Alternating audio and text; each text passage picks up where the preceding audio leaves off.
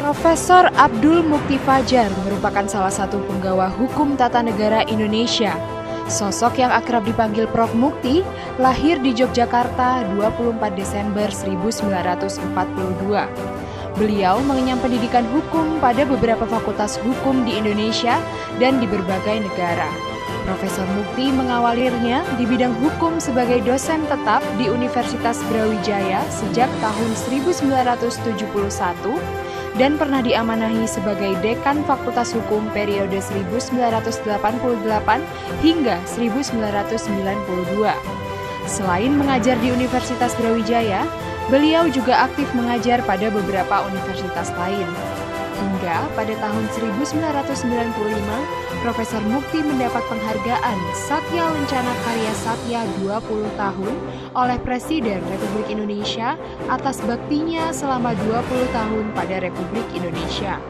Profesor Mukti pernah menjadi Ketua Komisi Pemilihan Umum Jawa Timur pada tahun 2003, serta menjadi Hakim Konstitusi periode 2003 sampai 2009. Puncaknya, beliau menjadi Wakil Ketua Mahkamah Konstitusi periode 2007 hingga 2009.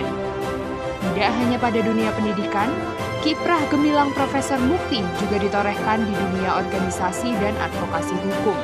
Beliau pernah menjabat sebagai Ketua Asosiasi Pengajar HTN Han Jawa Timur, Ketua Dewan Etik Malang Corruption Watch, dan anggota Dewan Pembina Yayasan Lembaga Bantuan Hukum Indonesia. Profesor Mukti juga telah menghasilkan berbagai karya, di antaranya Reformasi Konstitusi dalam Masa Transisi Paradigmatik, Hukum Konstitusi dan Mahkamah Konstitusi, Pemilu dan Demokrasi, Mahkamah Konstitusi dan Perkembangan Hukum di Indonesia. Atas dedikasi dan pengabdiannya pada dunia hukum dan konstitusi, khususnya hukum tata negara selama lebih dari setengah abad, maka Anugerah Konstitusi Muhammad Yamin 2022 dengan bangga menganugerahi Profesor Abdul Mukti Fajar dengan Lifetime Achievement Pengabdi Hukum Tata Negara dan Konstitusi.